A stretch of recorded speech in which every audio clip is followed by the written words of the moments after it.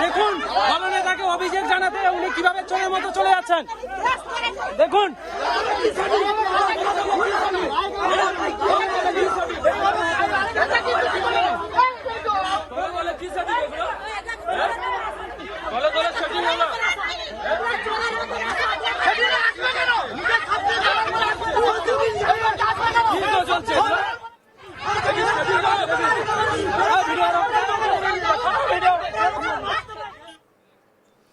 প্রচন্ড বিক্ষোভের মধ্যে পড়ে হুটার লাগানো সরকারি গাড়ি থেকে নেমে দলীয় কর্মীদের মোটর বাইকে চড়ে এলাকা ছাড়লেন রাজ্যের মন্ত্রী। এই ভিডিও ভাইরাল হতেই শোরগোল পড়ে গিয়েছে। প্রসঙ্গত বলি, শুরু হয়ে গিয়েছে গঙ্গাসাগর মেলা। রাজ্যের মাননীয় মুখ্যমন্ত্রী মমতা ব্যানার্জি গঙ্গাসাগর মেলা পরিদর্শন করেছেন। গঙ্গাসাগর মেলায় লক্ষ লক্ষ পুণ্যার্থীদের সমাগম হবেই আবহাওয়ার মধ্যে নিজের বিধানসভা কেন্দ্রে বিক্ষোভের মুখে পড়লেন সুন্দরবন উন্নয়ন মন্ত্রী তথা সাগর বিধানসভার বিধায়ক বঙ্কিমচন্দ্র হাজরা। সাগর বিধানসভা কেন্দ্রের অন্তর্গত নামখানার রাজনগরে দলবদলু বিজেপি নেতার সঙ্গে দেখা করতে যান সাগর বিধানসভার বিধায়ক। বিজেপি নেতার সঙ্গে দেখা করতে যাবার পথে তৃণমূলের কর্মীদের এক অংশের বিক্ষোভের মুখে পড়লেন সুন্দরবন উন্নয়ন মন্ত্রী তথা সাগর বিধানসভার বিধায়ক বঙ্কিমচন্দ্র হাজরা। আর এই ঘটনাকে কেন্দ্র করে তীব্র চাঞ্চল্য ছড়িয়েছে গোটা এলাকায়। পরিস্থিতি সামাল দেবার জন্য মন্ত্রীকে শেষমেশ নিজের গাড়ি ছেড়ে বাইকে চেপে এলাকা ছাড়তে হয় এবং বাইকে চেপে এলাকা ছাড়েন মন্ত্রী। আর এই ঘটনাকে কেন্দ্র করে শুরু হয়েছে রাজনৈতিক চর্চা। স্থানীয় সূত্রে জানা গিয়েছে, নামখানা ব্লকের রাজনগর এলাকার বীরেনগিরি নামে তৃণমূলের এক নেতা কয়েক বছর আগে তৃণমূল ছেড়ে বিজেপিতে যোগদান করেছেন। সুন্দরবন উন্নয়ন মন্ত্রী বঙ্কিমচন্দ্র হাজরা নিজে সেই তৃণমূল থেকে দলবদলু বিজেপি নেতার সঙ্গে বৈঠক করার জন্য বীরেনগিরির বাড়িতে যান। সেই খবর চাউর হতেই তৃণমূল কংগ্রেসের কর্মী সমর্থকদের ক্ষোভ ফেটে পড়ে। এলাকায় যখন মন্ত্রী বঙ্কিমচন্দ্র হাজরা পৌঁছন তখনই মন্ত্রীর গাড়ি আটকে বিক্ষোভ দেখান দলীয় কর্মী সমর্থকেরা। বিক্ষোভকারীদের অভিযোগ, পঞ্চায়েত ভোটের সময় তৃণমূল দল ছেড়ে বিজেপিতে যোগদান করে এই নেতা। এই ঘটনার পর বীরেনগিরি নামের ওই নেতা তৃণমূলের বেশ কয়েকজন কর্মী সমর্থকদের বিরুদ্ধে মামলা করে আদালতে।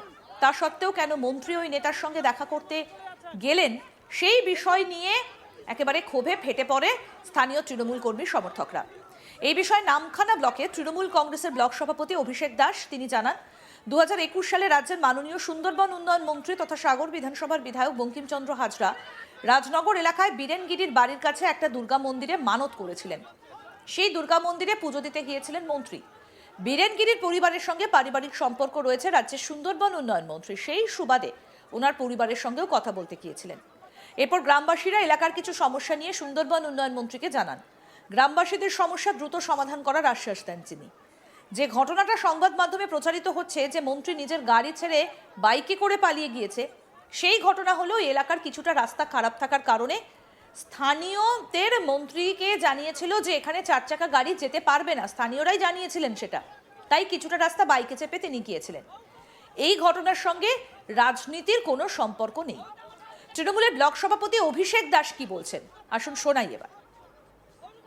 দেখুন, আপনাকে বলি, ওই দিন যে ঘটনাটা ঘটিয়েছে বা যে ঘটনাটা ঘটানো মানে যেটা ঘটেছে সেটা বাস্তব হচ্ছে মাননীয় মন্ত্রী মহোদয় 2021 সালের নির্বাচনের সময় তিনি ওখানে যে বড় দুর্গা মন্দির যেটা ওনার বাড়িতে আছে, যেখানে প্রত্যেক বছর পুজো হয়, সেখানে তিনি মানত করেছিলেন। উনি যখন প্রার্থী হিসেবে দাঁড়ান, সেই মানত শোধ করা এবং ওনার সঙ্গে যে বীরেনগিরি যে নাম বলছেন সেখানে সাগরে ওনাদের আত্মীয় আছে, সেই পরিবারের সঙ্গে একটা সুসম্পর্ক রয়েছে। সেই সুবাদে মানতও করেন এবং পরবর্তী সময়ে তিনি মানতটা শোধ করতে গিয়েছিলেন গত 3 তারিখ। সেই মানত শোধ করার পরেই যখন উনি বেরোচ্ছেন তখন এলাকার কিছু গ্রামবাসী তাদের কিছু যে সুবিধা অসুবিধাগুলো নিয়ে ওনার কাছে এসেছিলেন। কিন্তু এটা একটা মিথ্যাচার করা হচ্ছে যে মাননীয় মন্ত্রী নাকি ওখান থেকে পালিয়ে গেছেন। আপনাদের একদম স্বতঃস্ফূর্ত ভাষায় বলতে চাই যে এখানে পালিয়ে আসার কিছু নেই। সেখানে এলাকার মানুষ কিছু সমস্যার কথা বলেছেন এবং সমস্যাগুলো উনি সমাধান করবেন বলেছেন। পরবর্তী সময়ে রাস্তাটা একটু খারাপ ছিল, মানে সেই এলাকাবাসী বলেন যে এখান দিয়ে আপনি হচ্ছে গাড়ি হয়তো যেতে পারবেন না, আপনি এখান থেকে একটু বেরিয়ে গেলে সেখান থেকে গাড়ি যেতে পারবে। এবং সেই কারণে তিনি কিন্তু ওখান থেকে একটুখানি উনি বাইকে করে এসে ওনার নিজস্ব সরকারি গাড়িতে কিন্তু উনি কিন্তু ফিরে যান।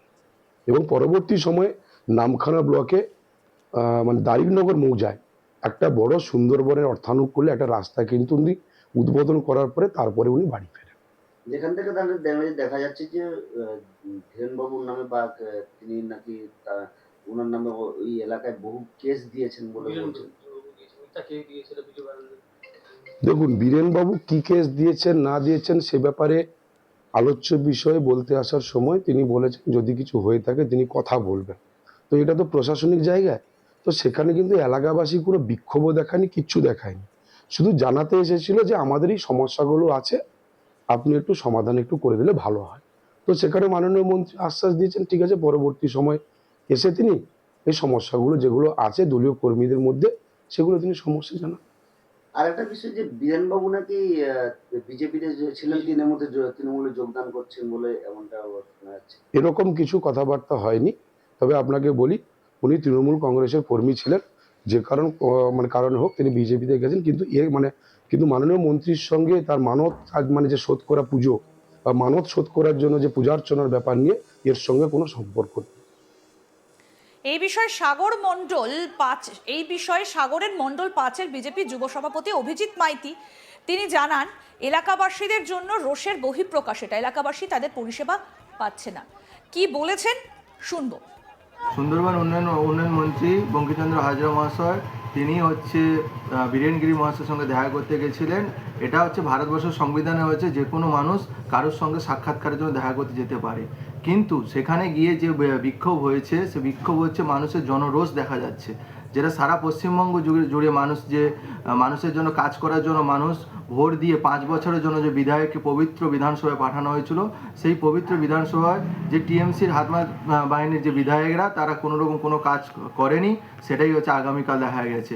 যে প্রধানমন্ত্রীর সড়ক যোজনা নামে পথশ্রী নামে চালিয়েও মানুষকে তার যে যোগ্য যে সুযোগগুলো সেগুলো মানুষকে এখনো পর্যন্ত দেয়নি, সেই রাস্তাঘাটগুলো এখনো তৈরি করেনি।